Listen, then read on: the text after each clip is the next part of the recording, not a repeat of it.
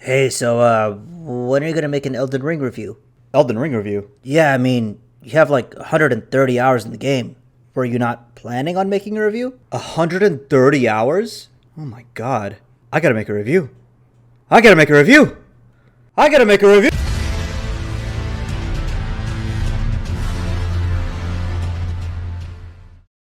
Hello. So, Elden Ring came out. I have played a little bit of it. Just a little. Now, I do have some thoughts. Hopefully, you like what I have to say. And if not, then you're racist. I don't know. Just letting you know, I will be showing footage of various bosses, areas, etc., but no hard story spoilers. So, if you're one of the 2 people on the internet that has avoided any and all footage, then listen to this review like it's a podcast and just imagine what could be on screen. Last thing, consider subscribing. I worked hard on this video, and so if you liked it, it would help out. Thanks. On to the review of that Elden Ring gussy.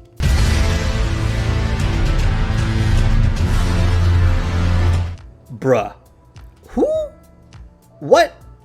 You know? No? Oh, okay. Well, to put it in other words, this game plays really well. Like, really well. I'll tell you where this game stands in comparison to other From Software games I've played at the end of the review, but for now, just know that this game ranks pretty high for me personally. My reason being is because this game really took everything FromSoft had in their back pocket and mixed it all together, and it mixed so well that the game might be their best work yet, dude. Oh my god. Basically, this game is Dark Souls 4, in that it grabs stuff from all the Dark Souls games with some aspects of Sekiro and Bloodborne sprinkled throughout. The combat feels robust and very unique in that you really can go for any build in PvE and it just works.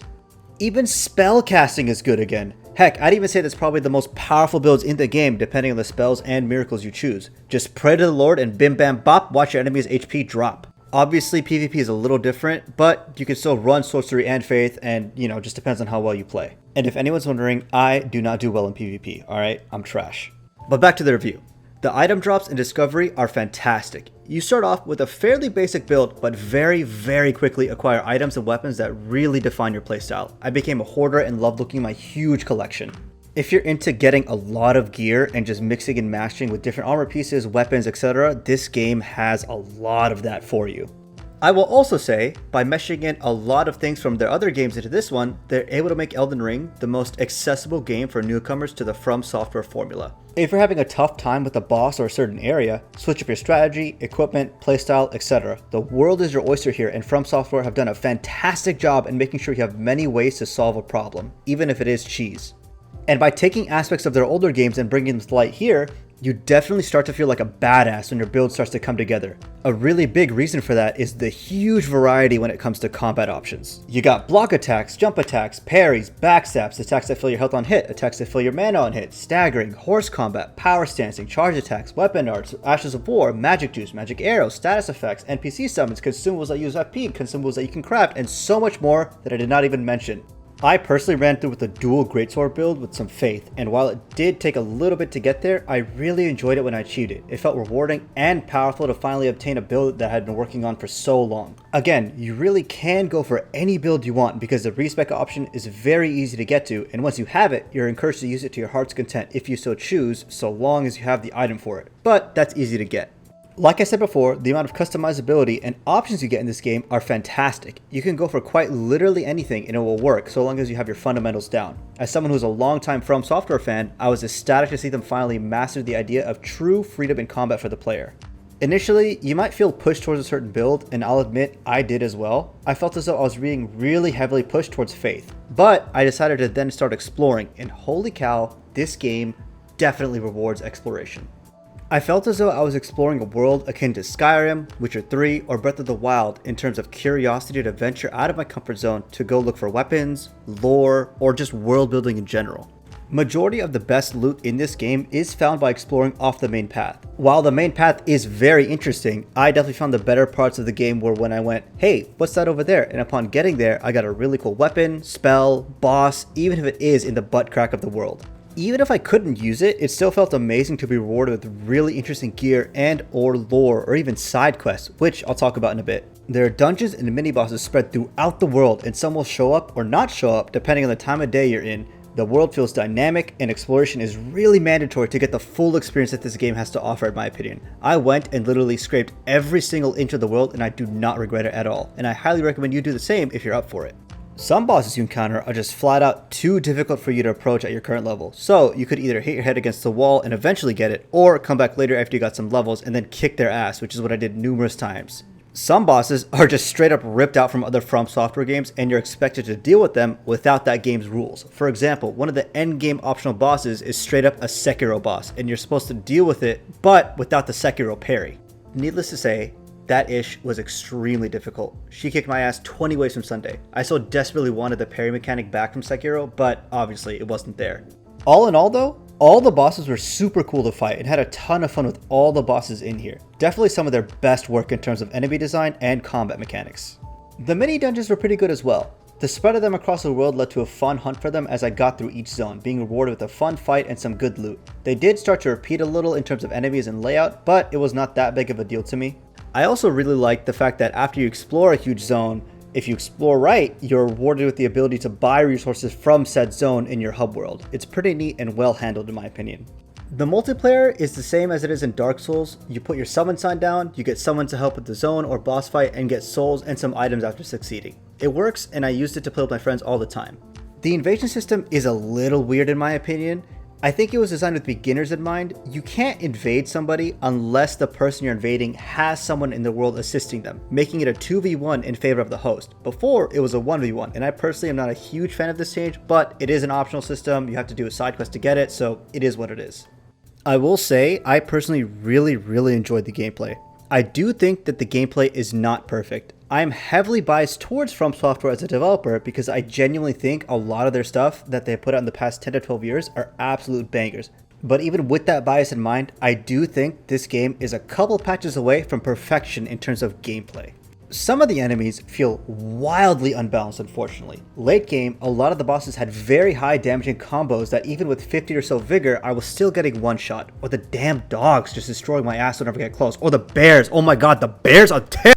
Regardless, I do think the balancing does need to be tuned just a little bit to make it more manageable, but nothing too crazy. The weird scaling will affect you if you're not a master of your fundamentals here, which I was not. So I did struggle in some spots even if I was madly overleveled for the zone. At the end of the day, balancing is a hard thing to do, and at the time of this recording, it was still a little busted, but I'm sure From Software will patch it up eventually.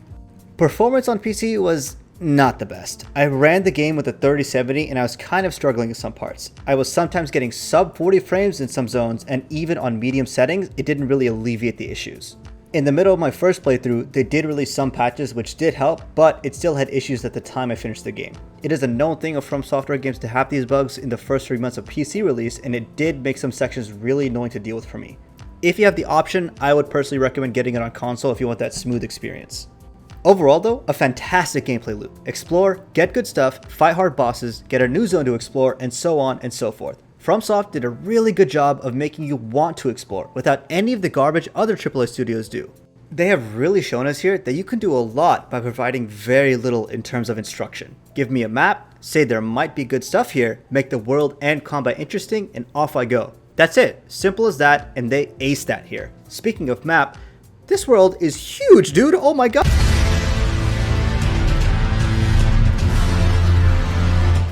I started the game and was like, oh wow, this world is pretty meaty. Nice. And then I played the game and it was very quickly just, oh, there's more? There's more? What?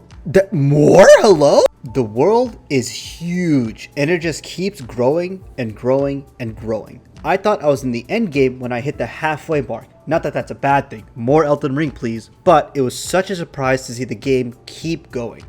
If you strictly stick to the main path of the game and do light grinding, I can see this game taking about 40 or so hours. If you decide to do what I did and look at every single nook and cranny, this game can easily stretch to 80. My first playthrough took about 110 hours, so there's that. Every zone feels unique with its own enemies and own absolutely debilitating status effect, but all in all, they're all great.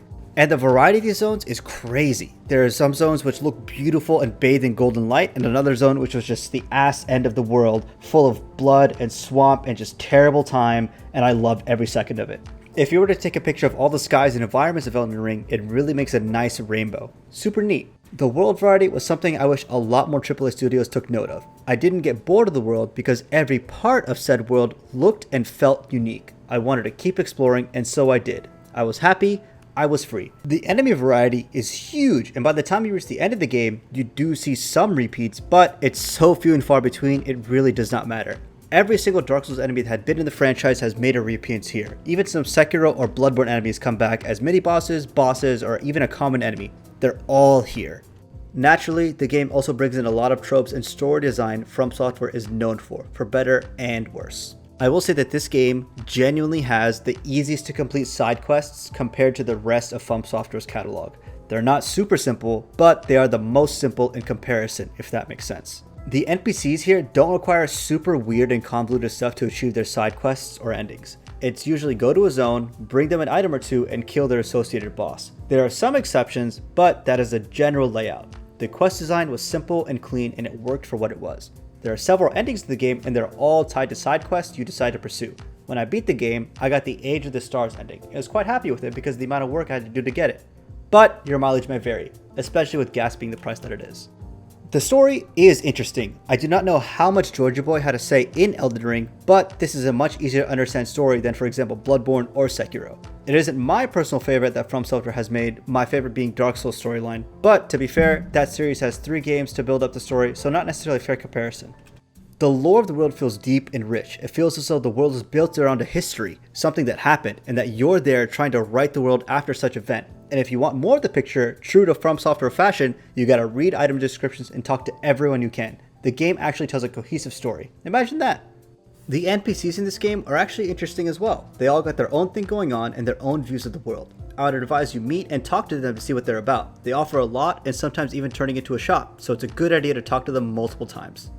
All in all, story was neat. It worked for what it was, and it told a nice, contained story. The world felt fantastic and dynamic. Exploring it provided more lore and items at every turn, and I could not ask for more from an open world game.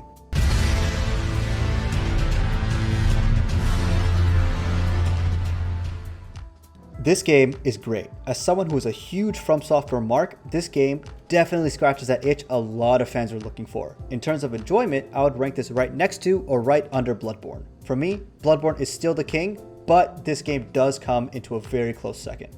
As a video game itself, I think this game hits a lot of proper marks. It nails exploration, player customization in regards to combat, pretty neat lore, and in-depth amazing gameplay mechanics a proper $60 game should have. It also does not force you down the path that most other AAA studios make you take when you're exploring their world. Instead, you are really just given a map, a horse, enough lore to make you want to explore and are told just to go. I said in my Halo Infinite review that the campaign for Halo Infinite felt as though it was made to sell. It mimics what other AAA studios did for their content and just put a Halo skin on it and called it a day. They abandoned everything that made them unique. It's a great thing to see a studio really stick to their guns and what they know and take what they've learned to produce something as good as this game.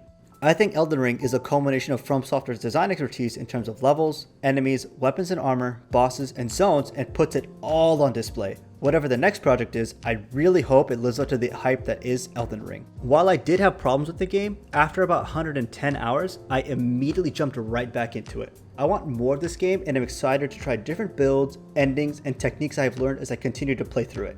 My From Software bias is showing heavily here and I fully acknowledge that. But even then, I do think this game deserves recognition and you should most definitely play it if you haven't. It might not be for everyone, but I will say it is for more people than any other From Software game has been thus far. If you're looking for a great game with a lot of customizability in terms of combat, a lot of world exploration, and a lot of lore, then this game is definitely for you. I'm giving Elden Ring a 10 out of 10, an experience that rings true to its roots and shatters all expectations. Yeah, those are my thoughts. So, have a good one.